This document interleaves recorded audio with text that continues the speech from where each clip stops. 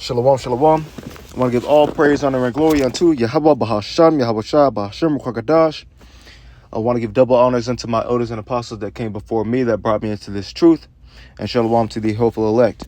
Nonetheless, this video is just going to be a quick overview over the news that came out a couple hours ago about this dude, Diddy Dirty Money, right? So we're just going to go over this summary real quick and then get into some verses. So we're just going to go into the summary here from BBC. Pause. Music mogul Sean Diddy Combs is found not guilty of racketeering and not guilty of sex trafficking ex-partner Cassandra Ventura and another woman referred to as Jane. He is found guilty of transportation to engage in prostitution related to both women. He has yet to be sentenced, but the charge carries a 10-year maximum prison sentence. Salakia. As the verdict was read out, Combs remained hard to read, writes our reporter in court, Sakshi Venkataraman, before he was praying with his children. Nonetheless, what we get here, that's pretty much it. Yeah, so he's found guilty of transportation, pretty much sex trafficking here. So what do we got here? And he could get up to 10 years, all right? So we're going to go into a few verses here, all right? So this is the book of Psalms 37:1, all right? And this is just to, to help you understand that these music moguls, these men in these high places that have sold their souls for naught, they've sold themselves to the devil, right? Just for some money on this side, as opposed to, laying up treasures in heaven. These people are going to come to a sure destruction, right? You see it all the time, man. All these crazy bugged out people in Hollywood crashing out. They end up broke, homeless, sometimes dead. Psalms 37:1. Fret not thyself because of evildoers, neither be thou envious against the workers of iniquity. For they shall soon be cut down like the grass and wither as the green herb. This is not only talking about Esau, Edom, man. This can also be applied to Israelites that have completely assimilated into the ways of the heathen, right? They might have even heard the truth. They've said, I'm not going to do that. I'm going to shirk that off. I'm good on that. I'm going to keep on getting my money with the so-called white man, right? And I'm going to live it up on this side. And I'm going to live it up in this kingdom. And I don't even believe the Lord is real, right? These dummies, man. That's why they're going to be cut down like the green herb. Trust in Yahweh and do good, so shalt thou dwell in the land, and verily thou shalt be fed. So that's what you need to wait on, okay? What we need to wait on, or what we need to do, is keep faith in the Heavenly Father, Yahweh. And we can be assured that we're going to be saved in that magnificent day, man, Lord willing. Okay, and then we can eat of that good field, right? Ecclesiasticus or Sirach 13:24, which is Slakia. Riches are good unto him that hath no sin, and poverty is evil in the mouth of the ungodly. You see that one? So poverty, or being poor, which we are right now, we are the poor and the downtrodden and the needy. Poverty is like an abomination to the wicked, man. Poverty is something that they despise. And of course, we despise poverty as well, man. We can't stand being poor, right? Right now, if you're a man of the Lord, you want to be rich. You want to have the riches. That's why that's one of the reasons.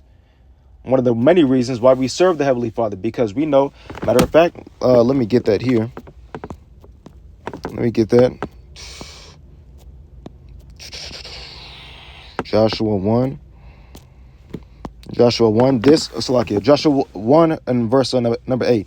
This book of the law shall not depart out of thy mouth, but thou shalt meditate therein day and night, that thou mayest observe to do according to all that is written therein. So you're supposed to be keeping the law and meditate on the law consistently, day and night. For then thou shalt make thy way prosperous, and then thou shalt have good success. So we want to have success, and we want to prosper. But of course, in this life and in this kingdom, we're not going to be able to do that. Why is that? Let's go to Micah chapter 2 and verse number 10. Arise ye and depart, for this is not your rest. This is not your rest, so-called Black, Hispanic, and Native American man. All right, this is not for us, okay?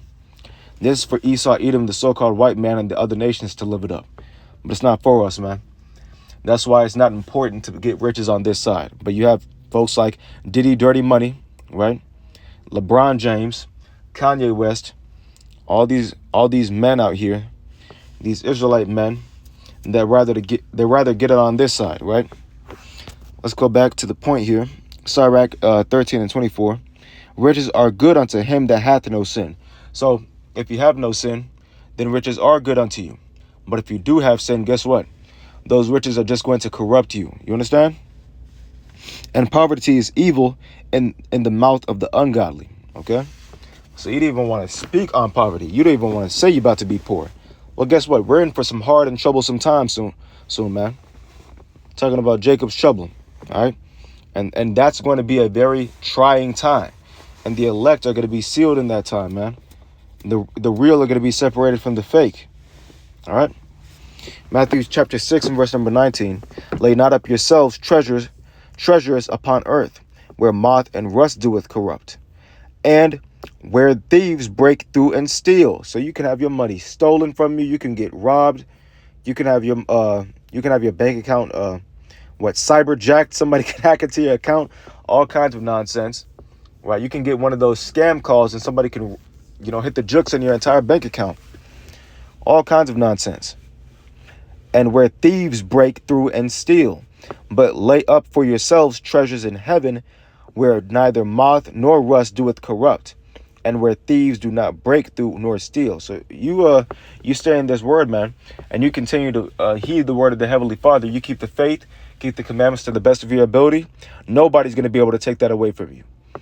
And why is that? Where is it at here? Let me get this here. I believe that's Numbers 23 and 23. No, that's not 23 and 23. Let me try to find it here.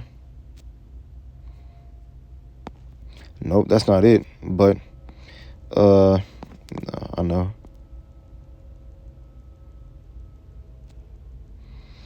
Let me see here. Salakia, let me find it here. I know where to get it. Numbers 23. Is that it? 23 and 10. Numbers 23 and 10. Who can count the dust of Jacob and the number of the fourth part of Israel? Let me die the death of the righteous, and let my last end be like his. Why is he saying that? Because the death of the righteous is just going to be preservation in the next life, right? When I say preservation, I'm talking about immortality whenever the Lord changes us, man, or changes the elect, I should say. Okay, Lord willing, we be of that number. All right. So again, the death of the righteous, and that's what we're looking forward to. The death of the righteous, right? Lord willing, we don't pass away on this side. Lord willing, we just get to see the ushering in of the kingdom. But nonetheless, man, again, it's imperative to keep these commandments until the very bitter end. We're going to finish off in Matthew 6 and 19. Lay not up for yourselves treasures upon earth, where moth and rust doeth corrupt, and where thieves break through and steal. But lay up for yourselves treasures in heaven, where neither moth nor rust doeth corrupt, and where thieves do not break through nor steal. For where your treasure is, there will your heart be also. Okay, so of course, Diddy Dirty Money, P. Diddy, Sean Diddy Combs, this man, his treasure was in those damn bottles of freaking lubricant, baby oil, whatever the hell that nonsense was. That's where his trouble, his treasure was, I should say. Salakia, 40 and slip, man. His trouble was, man. All right. Nonetheless, of course, this is just a quick video. I want to give all praise, honor, and glory unto Yahweh Bahasham, Yahweh Shah, Bahasham Ruchakadash. Again, shalom to my magnificent and double honors to my magnificent elders that came before me, that brought me into this truth. Shalom to the elect. Until next time, again, Shabbat Shalom.